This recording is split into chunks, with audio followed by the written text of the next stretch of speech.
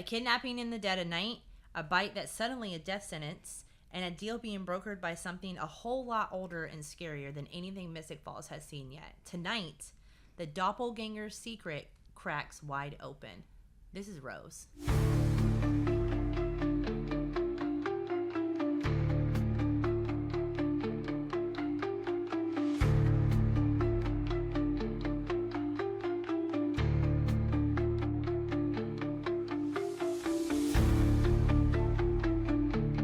Welcome back, guys. We are here doing Season 2, Episode 8. Can't believe we're already 8 episodes into the season.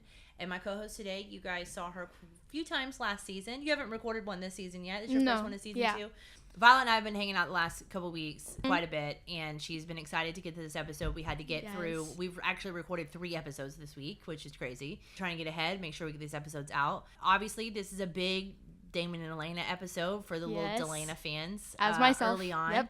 She really wanted to do this one, and I didn't care either way too much about this. I mean, I love this episode. That's not what I mean. Yeah. But I didn't care too much either way for that part, and you guys know. Oh, wait. So I've been calling it Stefren because I'm Team Catherine and Stefren. Mm-hmm. What did I say earlier, Lauren? Stathrin?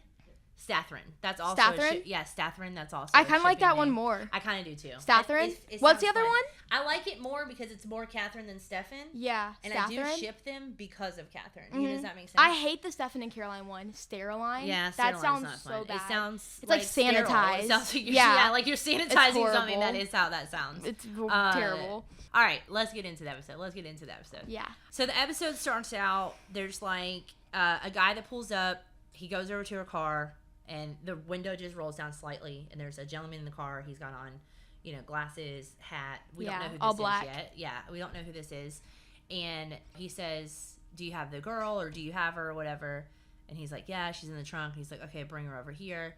So he brings her over, and I'm assuming at this point that you realize that this person is compelled, but you can't tell that at first. Yeah. Because you don't know that it's a vampire in the car, but he's like, come here, come closer. And then the guy does it, which is weird. Like, yeah, like, I wouldn't be doing that. The window's already rolled down. Yeah. Like, we can talk. Like, I don't need to come closer. So I'm assuming he was compelled. And then the vampire that was in the car, ate him up. He was hungry. And he did not care that he left him there. He did not care. He left him there. He didn't care any of that.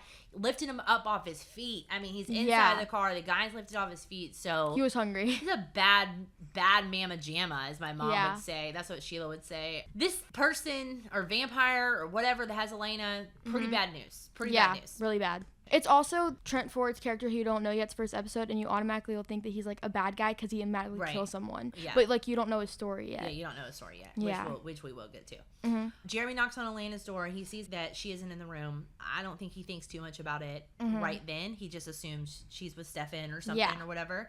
So he doesn't assume anything. Now, Damon and Caroline, this is a fun little banter between the two of them. I like their duo. Caroline really is coming into her own. And I think she's dealing with Damon because she has to, but he is still at arm's length for her. Yeah. I like seeing Caroline less afraid of Damon. I like her being strong in her convictions and what she's doing and like what stand she's saying. up to him. Yes, and standing up to herself and all that. I do, because she's telling Damon what happened, and Damon's basically like, you shouldn't have covered for him. The dude's a tool, which he is right. Damon is right about that. I will give him that. Tyler does suck right now, but he's like, the dude's a tool. You shouldn't have helped him. Also, his bite's gonna kill you. Like, his bite could kill all of us. Like, why are we helping this guy?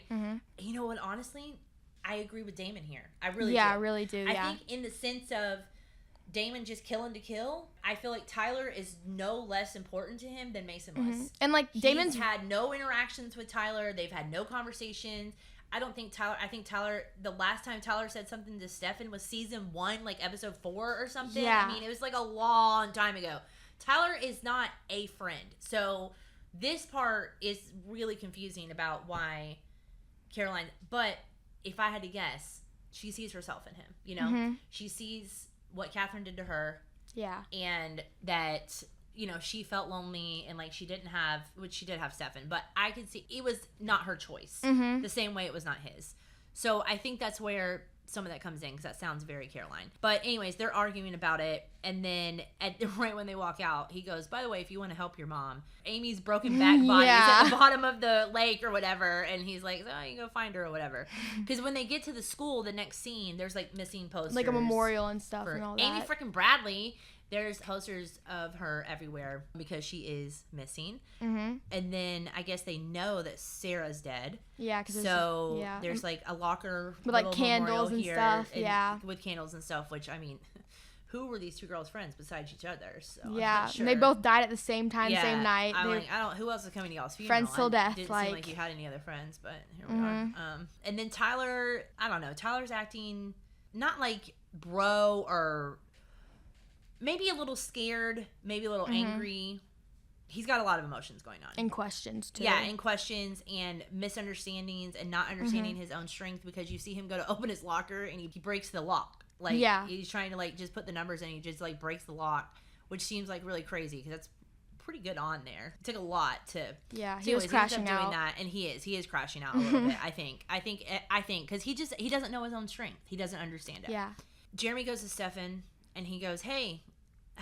where's Elena at? Like, y'all had fun last night or whatever? And he's like, what are you talking about? And he's like, Elena's bed wasn't slept in. I assume she and everyone also thought that they were broken up still and all this. Yeah. And so Stefan goes, no, he did say we're still broke up. He was like, she didn't stay with me last night. And so then they're both like, okay, where is she? Because he also mentions her car is still at Lockwood. Yeah. So he assumes that she just went home with Stefan or whatever. But that was not the case, right? Nope. So we saw that's not the case. So Elena wakes up in this, like, abandoned mansion. And I'm not sure where that location is either. I don't know if the outside was a location and the inside ended up being something they did at the stages. I do feel like for this particular episode, though, this may be one that I could reach out to Julie and ask. I can also ask Trent, because Trent did reach out, who we're going to talk about here in a little bit. I don't want to go too much into his character, but he's going to be doing the Covington connection for us this week. So I could also ask him about that. But I know that there's like none of the episode that's filmed on location for this episode. It's all out of town. Because the high school isn't like a real high school in Covington. No, it's not. It's a stage set on the show, and then everything else is them traveling, them going to this new location, and all that. So Elena wakes up in this message, and we find out that the character is Trevor. So his name is Trevor, and he almost bites her. He's like, "Oh, you smell good." And I'm like, God dang, are you still hungry? Like, you just had a whole breakfast. You literally just ate a whole man 20 minutes ago before we got here. So he goes to do it, and Rose stopped by Rose, who is this other vampire. And Elena begs her to let her go. And it's very funny because she's like, what do you want from me? And she goes, I want you to be quiet. And she just smacks her across the room. And that's how I feel when she talks. So I honestly get it. I honestly I mean, she should have just been quiet. Like, if you just been kidnapped and they tell you to do something, I think if we've learned anything about Elena, it is that she doesn't do what she's told at all. She can't follow instructions at all. Obviously, we saw it the last episode. She wouldn't even be in this position if she hadn't went to the Lockwood Mansion because she wasn't supposed to be at the party. But then there's two sides to that, because if she hadn't gone to the Lockwood Mansion, she may have been killed because what happening with Catherine was happening to Elena. So it is kind of a lose-lose for Elena here. She was either going to die at home or she was going to get kidnapped. Those were the two options that she had. It's also crazy after everything that happened that no one was walking with Elena. Like, why was no one with her after everything that happened? I know, walk her to her car? Yeah, that's like, very true. It's so strange. You know, that's a very good point to bring that up, because 18 people show up to protect her and fight Catherine, and then no one walks her to her car. That is a fantastic point, Violet. Thank you for bringing that up.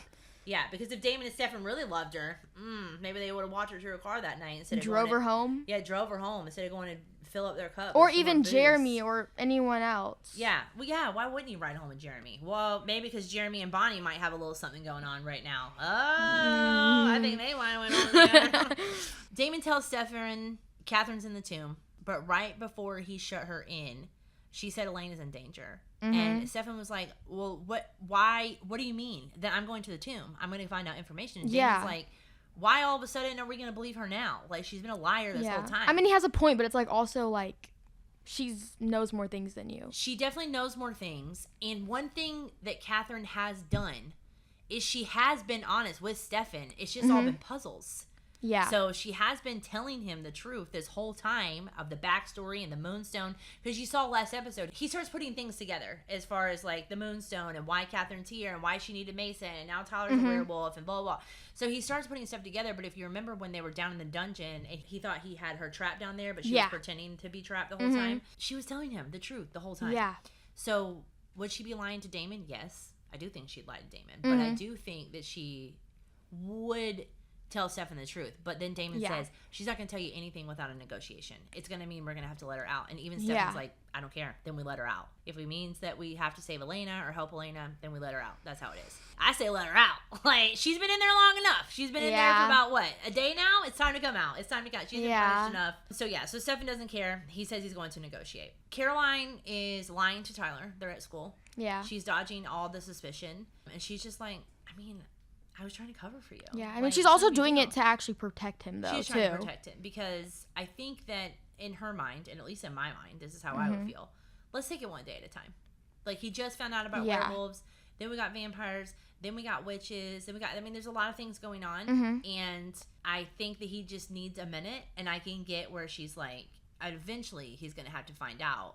But Damon was very serious about him not finding out. Damon was very, very, very adamant that Tyler cannot find out who they are. So Caroline's also, I guess, trying to respect that. And then also, again, they're not that good of friends. Yeah. I mean, Caroline's also, like, a gossiper, so he's like, you really need to shut your mouth this time. Yeah. No, and that is very true. Like, she has a big mouth. She does have a big mouth. But Catherine's not around to tell her what to do. So yeah, Catherine's that's not true. around to scare her. So now Damon is trying to intimidate her. And I just don't think she's as scared of Damon as she is her. You hear Rose and Trevor arguing over someone named Elijah.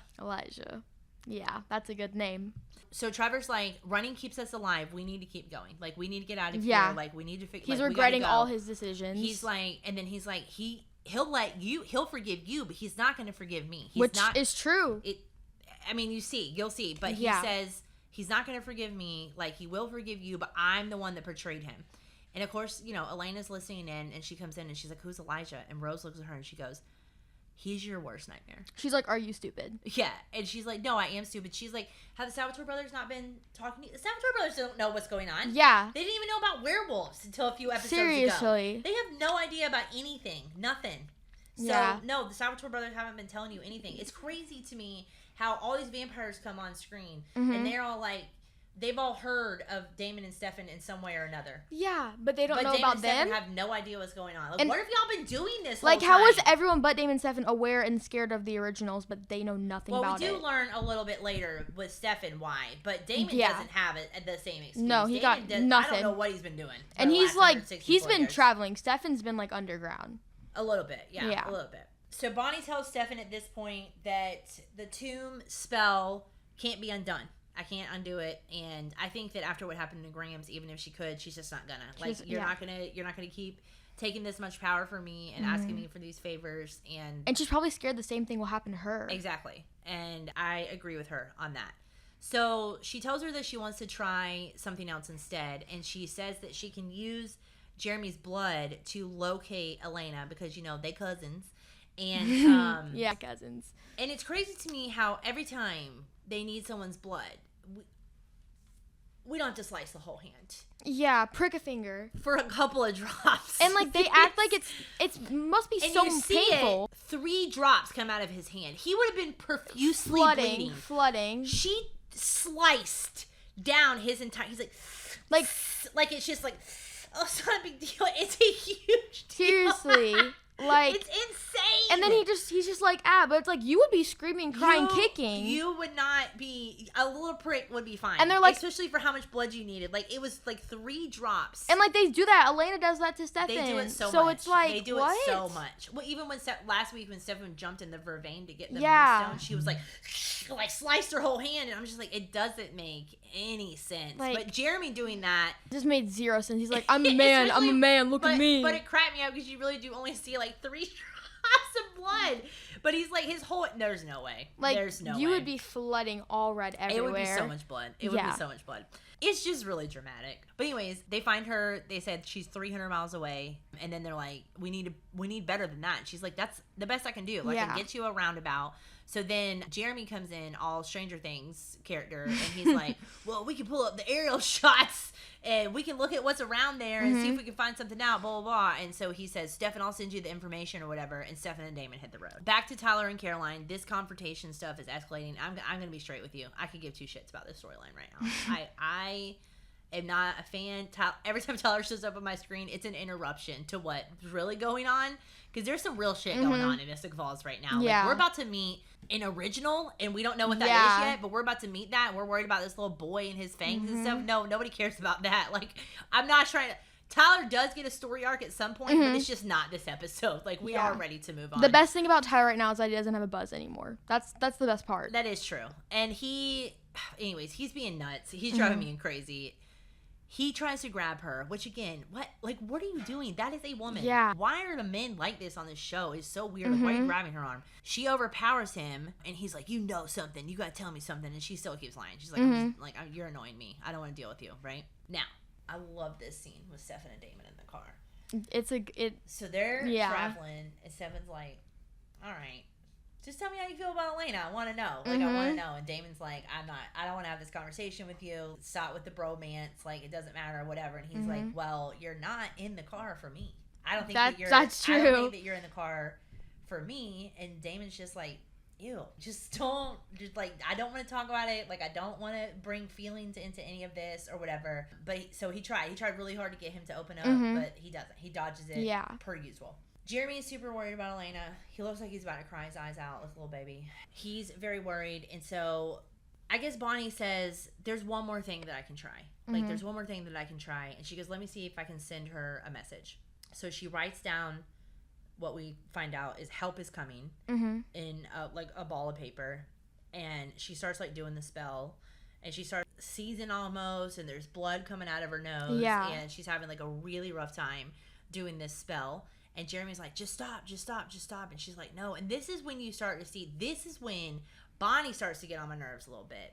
Because at this point, nobody's asking you to overexert yourself to send a note. And then she complains about it. It's not that important. They're on the way. We're going to figure it out. She weakens herself for something that I don't feel like is important in this moment, at least. Because what if something were to come up later where she is actually needed? You know what I mean? When she's needed for something serious. I don't feel like exerting herself for this. But we find out it does work. It does work. Yeah. Elena does get the letter. But she explains to Jeremy that witches do have weaknesses, but no one can know, and especially Damon. Yeah. So right now we're just in a triangle of secrets. Tyler can't know about the vampires. Damon can't know the witches are weak. It's just like nobody is being upfront with anyone. Nobody's being honest with anybody, and it's hard to all be on the same team. Yeah. When you're lying to each other. Elena asks again. She asks again why she's here, and Rose basically says, "You're not here for me. I don't want anything. Like, I'm just here to deliver you. Like, I'm just, I'm trying to bargain. I'm just the messenger. Yeah, I'm the messenger. I'm trying to bargain you." And this is when she says, "Didn't the brothers teach you anything about vampires?" And that's when I'm like, "No, they didn't. Like, really didn't." First of all, I think her and Stefan have been dating for maybe 13 days or something. So something I don't like think that. they've had a lot of time to figure that out. But Rose says, I'm using you to get us out of the mess. She said, we've been running for 500 years. So now at this point, we assume Catherine's pretty old, but we still don't know how old Catherine is. Yeah. But now we find out, because they're about to bring up Catherine, that Catherine is also at least 500 years old. And then these two are 500 years old. So up to date, these are the oldest vampires that we've met. So we haven't met anybody older than this to date. And then tells Elena she is the key to breaking the sun and moon curse, that the blood of the doppelgänger breaks the curse, and not just like she has to die. All of it. She has to die. So we can't slice her hand for this one. She is going to have to give her life. Stupid moon curse that they still haven't explained to us yet. No one knows what the heck it is. Like, also, why do the vampires want to break it so bad? That's what we're trying to figure out. Especially because obviously Damon and Stefan, as an example, went like a really long time without even knowing that werewolves existed or had to worry about their bites, and now all of a sudden they just want to eradicate them. It's really weird. I don't know. But anyways, she's a bargaining trip because apparently her death is going to break some curses. And I wonder if that also means if it would break the vampire curse too, because they say that the sun and the moon curse. So is her dying also make vampires be able to walk in the sun? Is that how that works? We'll see. Caroline gets her back to her house and Tyler's inside waiting. Oh my god. How did he get it? Why is he breaking into houses? Especially the sheriff's house. Especially the sheriff's house. But, like, also, why are you breaking into houses? Like, Caroline has told you multiple times. I am going to say, Tyler did this with Uncle Mason, too. He's the male Elena. He doesn't stop. He really is. He doesn't stop. Uncle Mason told him multiple times, or whether he was lying to him or not, it still wasn't any of his business. But Uncle Mason said to him several times, I just want the moonstone because it belonged to my mother. Like, it was a family heirloom. Yeah. It was a blah, blah, blah. And he just kept pushing it. And he's doing the same thing with Caroline right now. And he says to her, I know what you are. You're a werewolf. And she starts laughing. Yeah, like, off. No, I'm She's like, really not. Ha, ha, ha, ha. No, ew. Like, absolutely not. And then he gets pissed. And then she ends up revealing that she's a vampire instead. Yeah. Because he gets pissed and they end up in their little crawl or whatever. Qual. How do you say it? They end up in a qual. And he throws her up against the wall or something. And then she reveals that she's a vampire. She, you know. And then she goes back to being sweet. She's like, see, everything's fine. I told you it wasn't whatever. So she's like, no one needs to know. Yeah, no one needs to know. No one needs to know. And at this point, everybody's telling everybody not to tell nobody, and everybody's telling everybody. So that's what the problem is right now. Like, everybody's telling you to keep a secret, but nobody's keeping a secret at this point. Just shut your mouth. It's crazy. Back to the mansion. Trevor tells Elena that they're running from the originals. They're from the old world, and they pissed them off 500 years ago. He trusted Catherine. And that's why they've been running for 500 years. So, yet again, Catherine's the problem. Catherine tricked somebody to fall in love with her and made her think, I mean, this bitch is the best. She is so good at this. Like, she is now. So, that's Mason, Damon, Stefan, Trevor. And then I'm assuming Elijah as well. Because Elijah has a lot of interest in Catherine, too. So, Catherine's broke some hearts over the years. Yeah, she's a little heartbreaker. It's not just Damon that wants revenge. It is not just Damon that wants revenge. There's a few of them out there. She's been on the run. All right, so we go back to Jeremy and Bonnie. I feel like something's going on here. Yeah. I feel like something's going on here. Something's going on. I don't dislike this at all. I've been very much vocal about how I don't think that Jeremy's age gap is that serious. Again, he is 2 feet taller than everyone else and has a Gilbert ring. So I think he's fine. Besides being like fine as hell. You know what I mean? Well, you know like I said, besides being that, I think he's fine. Like I don't think there's anything wrong with his age. Whatever. Like they're all close enough in age that it doesn't matter. Like when I was 15, I had friends that were 17. We were all the same age, it just doesn't, it's a very weird thing for them to keep acting like he's some big baby.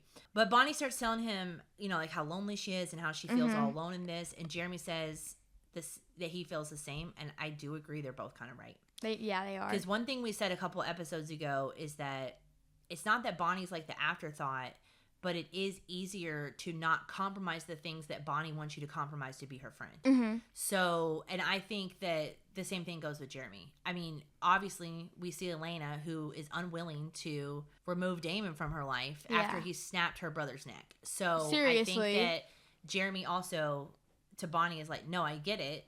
It does seem like we're all alone in this, and, they're doing their thing, and here we are, like, on the side. So, I think they start to connect a little bit with this, and I think it's really cute. Damon offers Stefan some blood in the car, and Stefan's like, yeah, I'll take some, and then Damon's like, no, dude, no, and then he opens up to him, and he's like, well, I've been drinking a little bit of Elena's blood every day. Yeah. And Damon is jealous. He is not happy about that. He is jealous. I'm assuming that's maybe an intimate thing for a vampire. Maybe it's the same. I don't know if it's like a sign of love or if it's obviously, she trusts Stefan to the bone because she has seen what he does when he is on blood. So then, because Damon's all jealous, Damon's like, yeah, well, you know what blood used to do to you? You used to, like, rip bodies apart. You used to live for it. You used to revel in it and love blood. Blah, you were a piece of shit. That's basically what he says. He's just like, just to remember, last time you were on blood, you sucked and everybody hated you. So that's basically what he's saying to Stefan. And then Stefan looks right at him and goes, guess I found something else to live for. And it's like, oh crap! Damon, in your face! Yeah, so, sorry, not sorry. Sorry, not sorry. Stefan says, I found something else to live for. And obviously he's talking about Catherine. Okay, let's go back to the mansion for a bit. We're back at the mansion for a while here. So Elijah arrives. Yes, he does. Elijah arrives. Yes, he does. And he makes a grand entrance. He does make a grand entrance. He knocks on the door. He's standing in the doorway, almost like he needed to be invited in, but he didn't. This is an abandoned mansion. I'm assuming. And then he goes, where do you want to talk? Mm-hmm. And Rose brings him in. And Trevor, at this point, this is where Trevor says what I said earlier. He's going to forgive you. He's not going to forgive me. Trevor is like very, very scared about this. I wrote this down because I thought this was important. Even Elena notices how scared they are. Mm-hmm. And she, at this point, up until this point, you haven't seen a vampire be scared. No, not especially like this. And especially a vampire that's like 500 years old. Mm-hmm. So you could see someone like Stefan or Damon being scared because they're around a vampire that's 500 years older than him or them. But for 500-year-old vampires to be scared, it's pretty scary for Elena. Crazy. Because Elena has nothing. She has nothing. Like, she's literally in a bloody T-shirt. No one's there to help her. Like, she's very much in a She barely has any position. Information, too. She knows nothing. She just knows Elijah. Well, apparently the Salvatore brothers were supposed to know everything. Yeah. They give her all that knowledge in the 12 days they've been dating. But Elijah says, what put you in a position to summon me? Which is crazy. Who is this? Who is this? What do you mean? Like, what are you talking about? He's like, what put you in a position to summon me? And she says, I want my freedom. And he goes, well, I do have the authority to give you that freedom. Yeah, he does. So Rose tells Elijah that Catherine did not die in 1864. And he said, I had an idea about that because you asked me to meet you. I had an idea that this was going to be about Catherine, at least, because you asked me to meet you just a few hours from Mystic Falls. Because what else would it be about? Yes. What else? Well, I don't know because we don't know the originals. But obviously, that means they're also familiar with Mystic Falls and Catherine's, attachment to it or whatever for being there. So she didn't die in 1864. And then she says, I don't have Catherine, but I have her doppelganger. And he's like, no, you don't. He's like, I don't believe you. He's like, no, you don't. The bloodline ended with her, and that is a fact. And then Rose goes, your facts are wrong. He gives her his word that he will pardon her. And this part is important because you do pick up, yes, you will have your freedom. He doesn't say y'all. He doesn't say both y'all. He doesn't say we. You and Trevor. The group, the gang. He just says you. And I don't understand how after 500 years of running that Rose didn't pick up on that right there. I don't know how she wouldn't have been on her highest guard. I mean, it's not fair to blame her. She is a victim here. That's not what I mean. I just mean in the sense of you think you'd be on that high of guard that she would have picked that up. But I think in her mind, she's like, okay, we're good. Me and Trevor are going to be able to get out of here. Elijah then meets and identifies Elena as the doppelganger and the human. And she is shaking in this scene. I mean, she is very, very, very, very scared. On the other side, Trevor is standing there. He's also scared. And he just starts begging. He's asking for forgiveness. He's saying how sorry he is that he freed Catherine. And Elijah was like, well, you're loyal to no one. And at least Rose was loyal to you. And I can respect her for that. Yeah. And then he chops his head off. Slice. Absolutely insane. Rose immediately bawling her eyes out. Hysterical.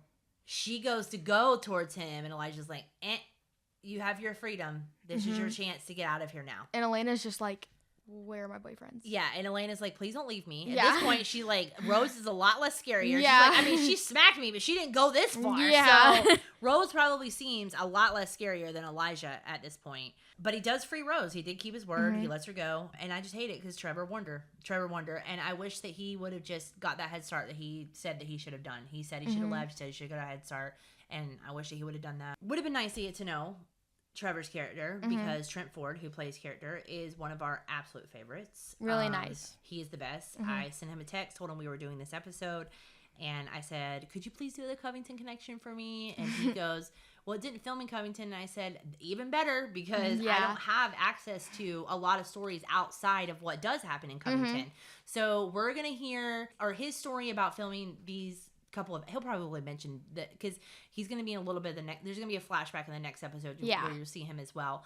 So I don't know if he'll talk about both of them, but I did specifically say this was the episode we were doing. Yeah. So hopefully we'll do that. Anyways, Trent's amazing. He's going to be here fan weekend. Yes, I'm so happy. And absolutely the best. Everybody should do the meet and greet selfies, everything with him. He's going to be doing Tram Trivia. He's going to be at the Lockwood Mansion. He's playing Elijah. Yes, which is so amazing. In the Roast of the Vampire Diaries, which is a comedy show where each of the actors... Unfortunately, Violet is not old enough to go, but we will let Violet watch the tape. And you can judge me all you want. I don't care. I'm going to let her watch it. It will be rated R, and her mama already said it's fine because her mama's hosting the whole thing. So we will clip parts for Violet to watch so she can see it. But he's going to play Elijah, which I'm very, very excited about. I think Trent's going to kill it. So fun. I think he's going to kill it as Elijah. And then we have other characters. We have other cast members that are going to play different characters as well. But Violet noticed on our little t-shirt here, Trent Ford signed the shirt. Right under the stake there. So it's right under the stake up here. He signed the shirt. Violet has a picture with Trent. Unfortunately, I was too busy fan weekend running around. I didn't get a picture with Trent. I have met him multiple times. He loves Vampire Sagas are his favorite. He's so funny. There's so many great videos of him everywhere. He's just amazing. He's the best. And he loves the Vampire Sagas. Yeah. So, Elena tries bargaining with the Moonstone. And he's like, where's the Moonstone? And she goes, I mean, I don't have it. And that's not how this works. And he goes, I'll show you how it works. And he rips her necklace off. Yeah. And then he compels the location out of her. And the location lets him also know Catherine is alive. Yeah. And she is in the tomb. So, all right. Poor Catherine, man. She is in... a tough one. She's in a tough spot. Yeah. She can't get out. Bonnie says she can't break the spell. Yeah. Tough spot to be in, to know where this original that hates you knows where you are, and you're stuck inside of this tomb. Yeah, and Elena really doesn't care what happens to Catherine. Oh, Elena does not care what happens. I think Stefan does. But Elena does not. Elena does not, for sure. Stefan and Damon finally arrive. Oh my gosh, it took them, I don't know how long it takes to drive 300 miles, but it definitely took them that long. I feel like they could have used their vamp speed and got there a little bit faster. Like, why aren't y'all using vamp speed in episodes like this? What are we doing? I don't Seriously. They get there, and I wrote this down because, again, I love this so much. All the whooshing around where they're like, whoosh, whoosh.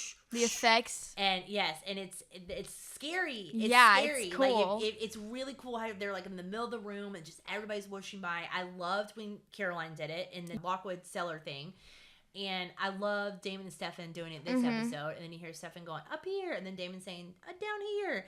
And they think they know. So Elijah says, you can't beat me. And on the count of 3, you're going to give me the girl or heads are going to roll. So Elena says, I'll go with you. And then she takes one of Alart's little fancy vervain bombs. Yeah. And she throws it at him. And he heals in like 4 seconds. 4 seconds. A little skin burn, a little sunburn. It was nothing. Yeah. It was nothing.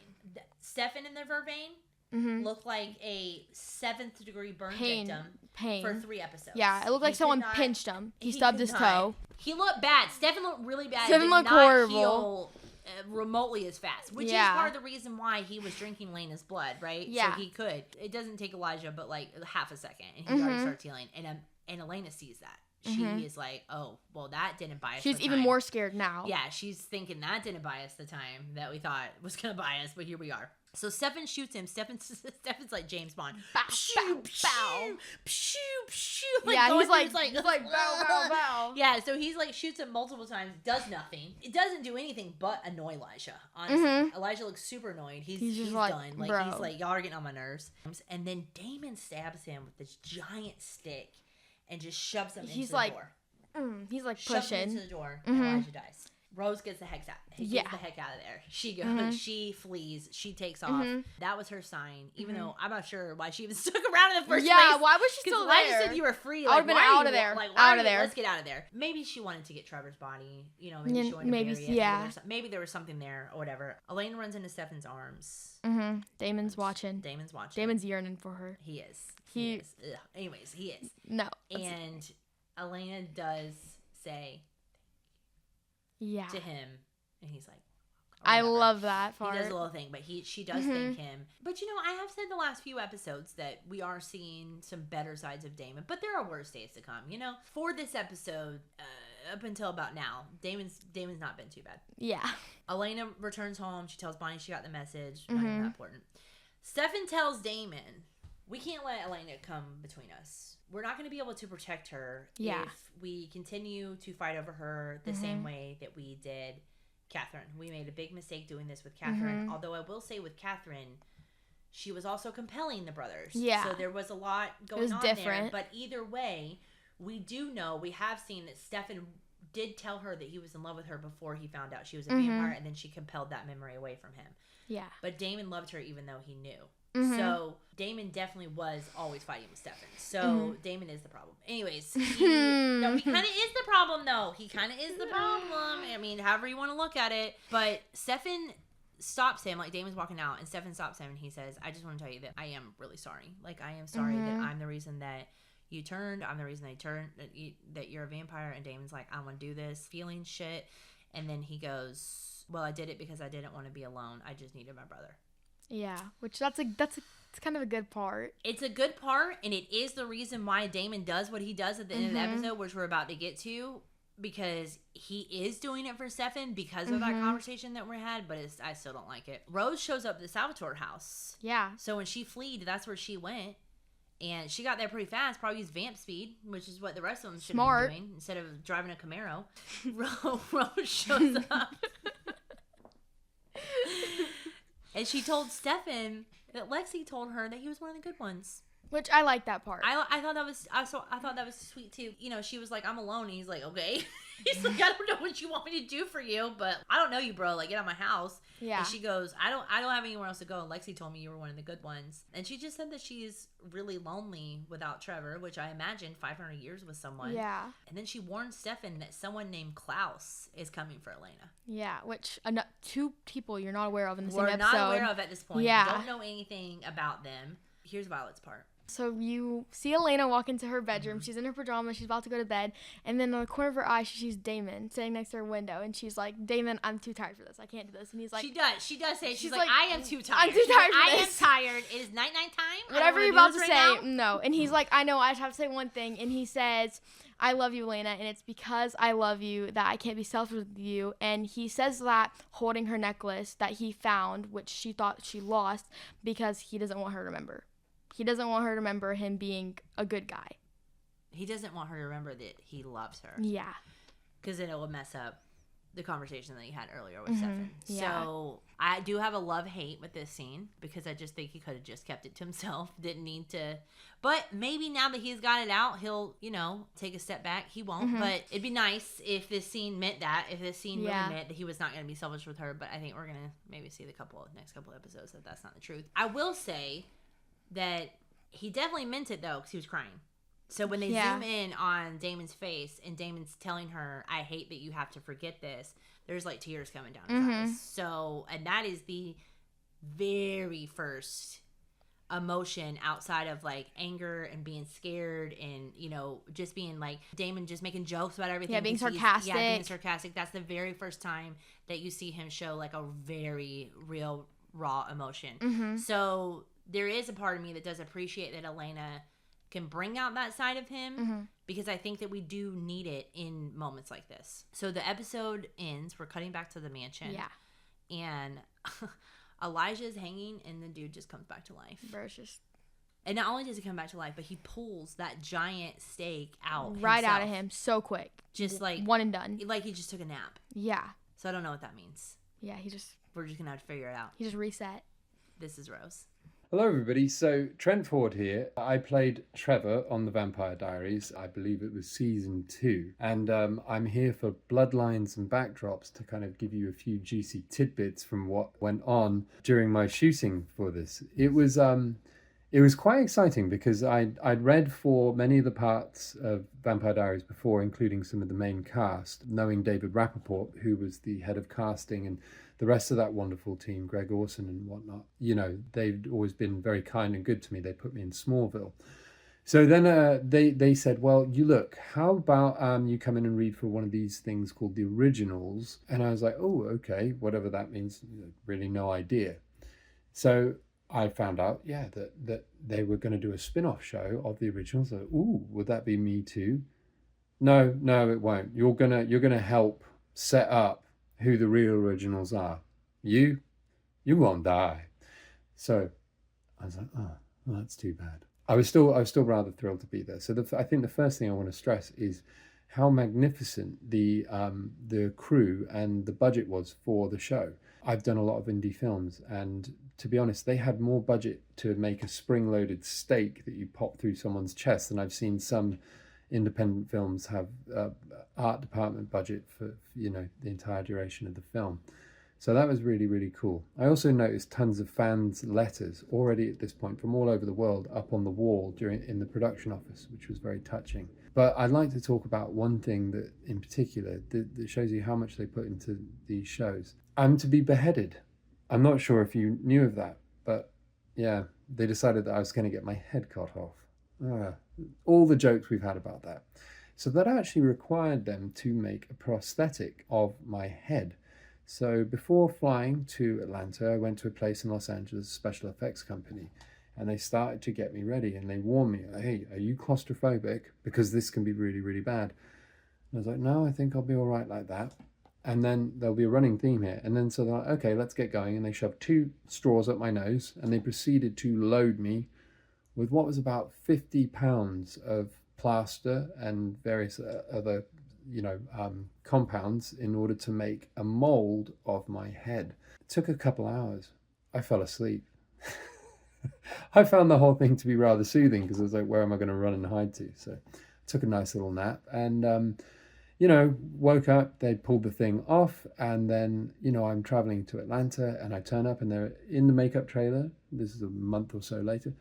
Ooh, that's disgusting. There's just a bold version of me. And I had a lot more hair than this. Well, not a lot more, but you know what I mean. Anyway, someone was hand stitching, as they do with many of our characters, wigs, or in my case, a whole head, hair by hair, piece by piece. That was something else. And so the workmanship was really, really good. Cut to, we're filming the decapitation scene. So they do the super speed and everything. And when they do the super speed, everybody has to freeze, right? So they cut my head off. Boom! Stop! Everybody stop. They're like, forward, drop to your knees. So drop to my knees on the floor, and they carry on doing the scene. And Elijah's all, I'm a little taller than him as well, so it was always kind of funny because he had to chop up towards me. Like there I am begging down to him, like, please, can I have my life? I'd just like to live. I'm very sorry. He's like, yes, no. So. Anyway, they've got a bunch more filming to do after I hit the deck.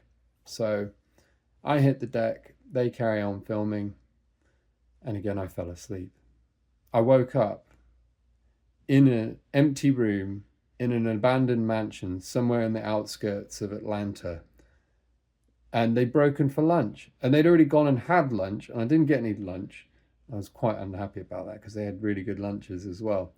And they're just like, yeah, you were sleeping, so sorry. So I hope that is one good story. There are a few others as well that I'd be more than happy to share with you, especially if I get to see you this October in Covington. But always happy to be around. And if you ask them nicely, maybe I'll do a live thing with these guys at some point soon too. So lots of love and all the best from Trent Ford, your Trevor, or Trefor when it's the oldie version. Bye.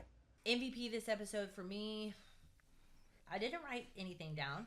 I thought by the end of the episode, I would have something.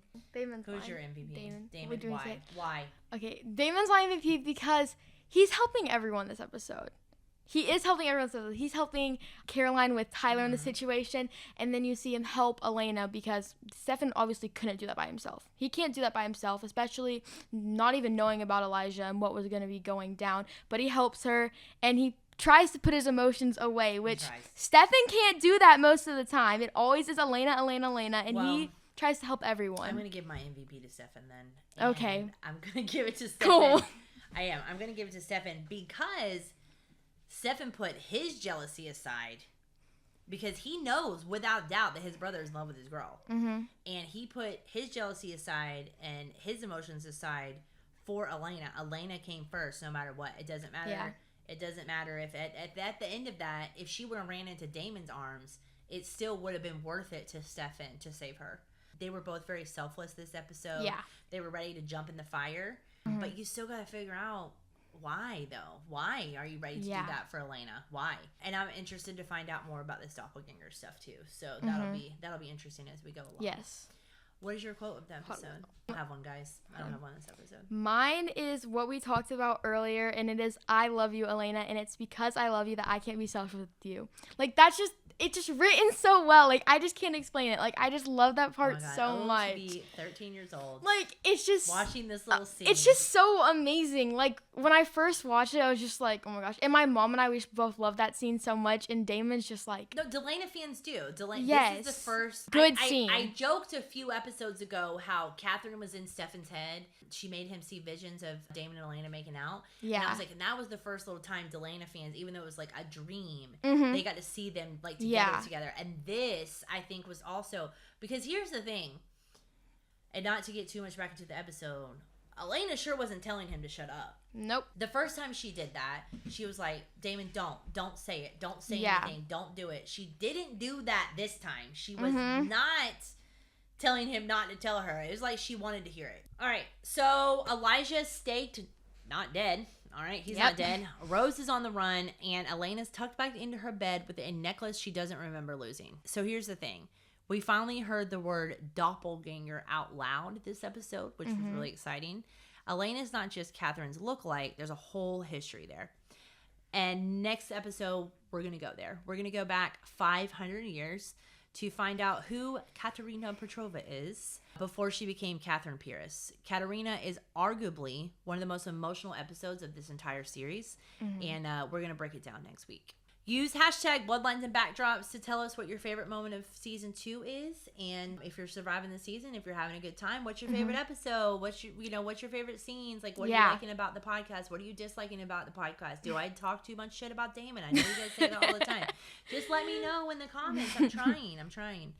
But until then, stay safe, stay vampy, and remember, in Mystic Falls, nothing is ever as it seems.